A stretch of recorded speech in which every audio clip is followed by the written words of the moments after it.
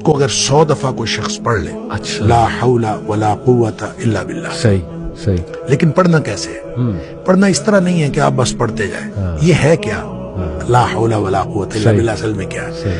حول کا معنی بھی قوت ہے اور قوت کا معنی بھی قوت ہے. لا حول ولا قوت، یوں کہہ لیجئے نہ کوئی اجتماعی طاقت نہ کوئی انفرادی طاقت الا باللہ، سوائے اللہ کے. اللہ اکبر. یا نہ گناہ چھوڑنے کی طاقت نہ نیکی کرنے کی طاقت صحیح.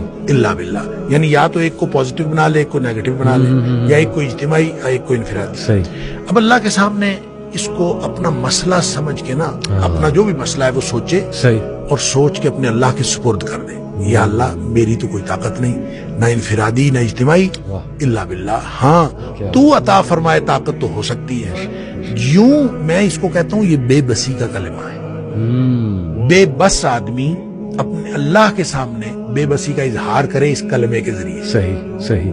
تو پھر یہ نبی پاک صلی اللہ علیہ وسلم نے فرمایا، جس شخص نے کہا تھا نا مجھے وسوسے آتے ہیں، جی آپ نے فرمایا لا حول ولا قوت الا باللہ پڑھا کر، تیرے وسوسے بھی ختم ہو جائیں گے اور اس کے علاوہ اللہ تعالیٰ تیرے 100 مسئلے حل کر دے گا. واہ واہ. آپ اندازہ کریں، آپ اندازہ کریں ایک شخص کے 100 مسئلے ہوتے نہیں ہیں.